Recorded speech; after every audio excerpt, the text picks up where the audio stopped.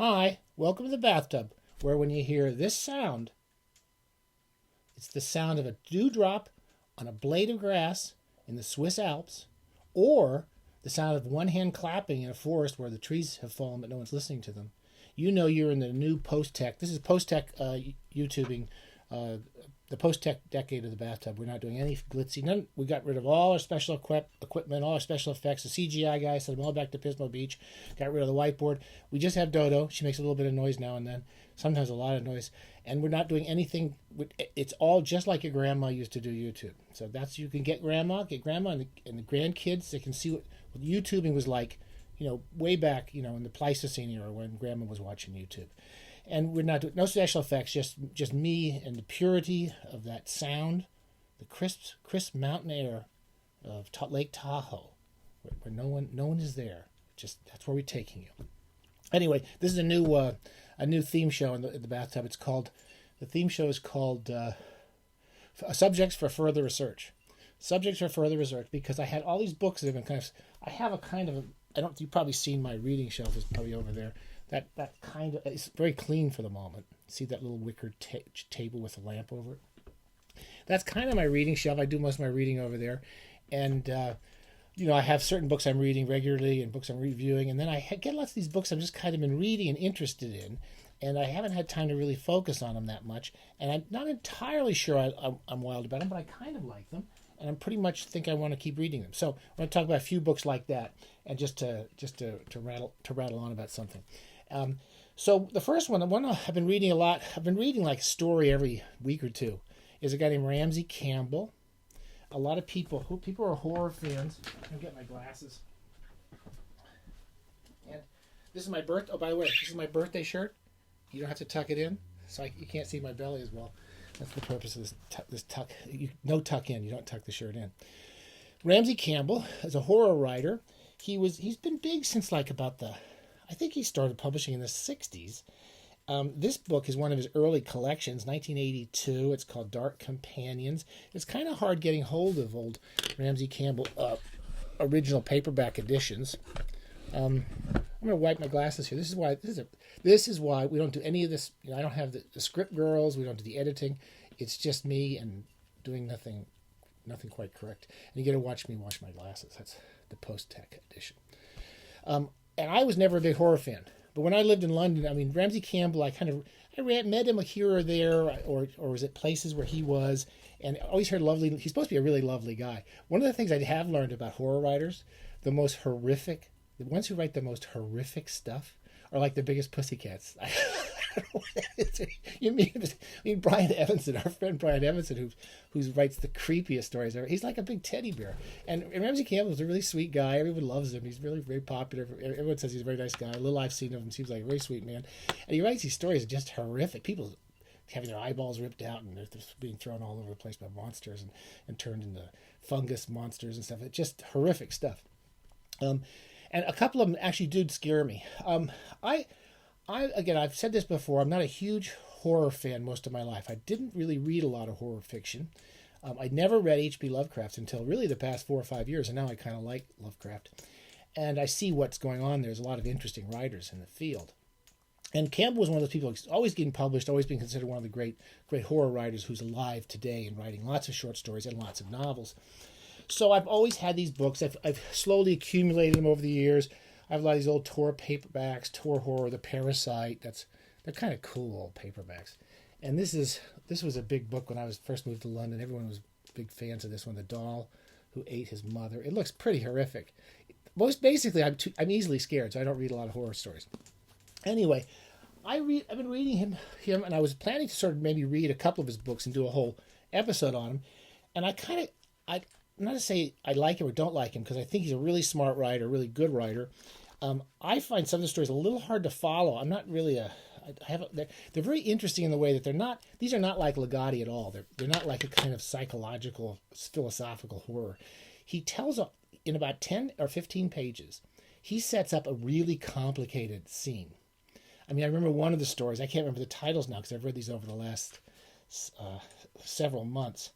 I want to say it was called Down There. And I think it's about a bunch of tax people who are in some basement apartment, going through some dead man's taxes or something, or his files.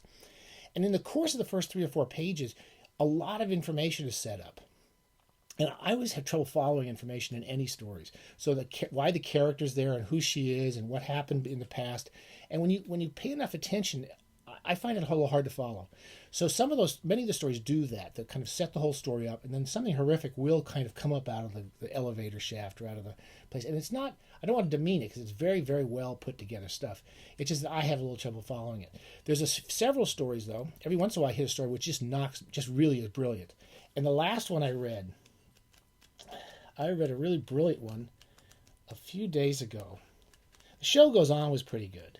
But the one that really made me want to try it again is The Pattern. And The Pattern is again, you have to have a setup because there's 15 to 20 pages in which you see people go into a situation where they're either just slaughtered or they might escape being slaughtered. And in The Pattern, the setup is a little more quickly set up. So we know what's going on. There's this guy and his wife, and they're out in the countryside, and they hear these horrible sounds out in the woods. And he sets that up really well. And the central character is, the point of view is clear. Sometimes I'm a little unclear who the point of view is because we jump around a bit in a Campbell story. That is the husband, and he's trying to find out what all this noise is. He's talking to people in town, and he really builds that story really well. And when you get to the end, I have to say it was a horrific ending, but it did actually quite scare me, which I don't normally get scared by horror stories. I find the unsettling, creepy stuff like Evanson or Thomas Ligotti or even Lovecraft, who kind of builds this kind of nightmarish universe more than scares you. But Campbell really does try to wind you up. I mean, and I do think he's a really, really interesting writer, working writer, writes a lot of stories, lots of novels, and I do want to keep reading him. But again, I'm not tearing through it like I would like to. The other horror, there's a lot of horror and fantasy writers I've been kind of nibbling at and not quite getting into.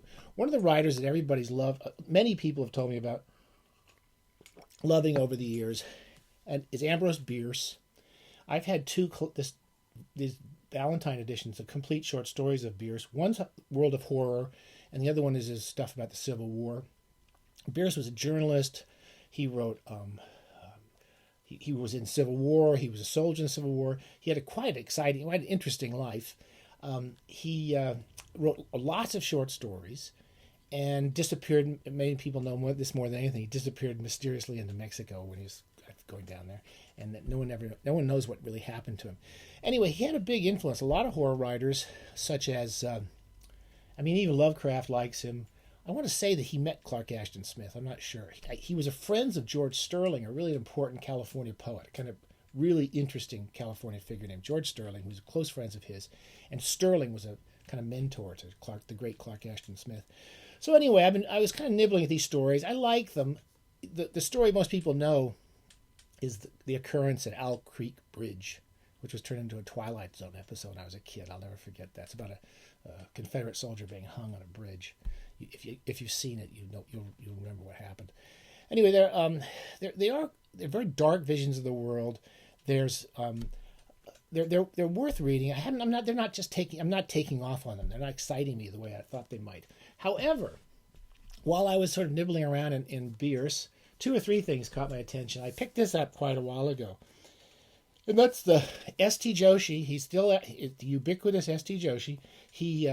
He edited the Bierce. I've ordered this and found out only when it got here that Joshi had actually done the editing on this. It's complete stories of Bierce, and it also has the only thing I knew of Bierce that I'd read when I was a kid was his Devil's Dictionary. It's hilarious, and it's basically just a bunch of jokes on words. And I just opened up this page that made me laugh. The definition of apologize: to lay the foundation for a future offense. There's one: appeal. In law, to put the dice into the box for another throw. So it's a very cynical vision of the world and politics, particularly, and of what's considered moral and not. And really was really fun going back and just browsing through that. You can kind of have the Devil's Dictionary around the house and read it when you can. The other book, and I was looking for a biography of Bierce, and I picked this up about a week or two ago. The most well regarded, or the most, what's considered, I guess, the standard biography of Bierce, is one by a guy named Kerry McWilliams. I was really surprised. I did not know Kerry McWilliams had written this biography. Kerry McWilliams is one of my favorite historians about California. He wrote a wonderful book called The Island on the Land, I think it's called. I have it up here somewhere. And Kerry McWilliams was editor of The Nation for many years in the 30s, I guess, 30s and 40s maybe. And he published this book when 1929. I think that's probably a first edition. It's kind of hard to find. Anyway, I read the first 40 pages, and McWilliams is just a great writer. It just really draws me in. I'm kind of even more interested in reading Kerry McWilliams' biography of Bierce than I am of more Bierce stories. But I'll try to do both. And at the same time, when I was talking about Bierce, I looked up one of my favorite critics, and many people know him as Edmund Wilson. He wrote this big book. I never remember when these things were published. It was published in 1962, and he wrote about writers who wrote about the Civil War. And Bierce is kind of one of the best known writers of short stories about the Civil War. And he wrote, what I like about Wilson is he can write about a 15 or 20 page essay about a writer, and he gives you a lot of stuff. He doesn't just tell you about the guy or give a bit about his life. He somehow gets at important parts. And there was one line I thought he said, there's one sentence in here about Bierce's stories, which I sort of agreed with as soon as I heard it. And it was sort of the reason why I had trouble getting into Bierce. And he says, in all Bierce's fiction, there are no men or women who are interesting as men or women. That is, by reason of their passions, their aspirations, or their personalities. They figure only as the helpless butts of sadistic practical jokes. It's a little true of Poe as well. And their higher faculties are so little involved that they might almost as well be trapped animals. And I think the fact that his characters always feel like trapped animals doesn't quite get me as involved as I'd like to be. Okay, I was going to talk about another writer too, but I think that's two people. I'm trying to keep these down to shorter periods of time, and I'll do a few more of these. They're subjects of further research. People I want to read more Campbell and more Bierce, and they're not on my top of my list at the moment because I have so many other things I'm reading. But I can clear a few of these off, and I'll definitely come back to them. All right, take care. Happy bathing.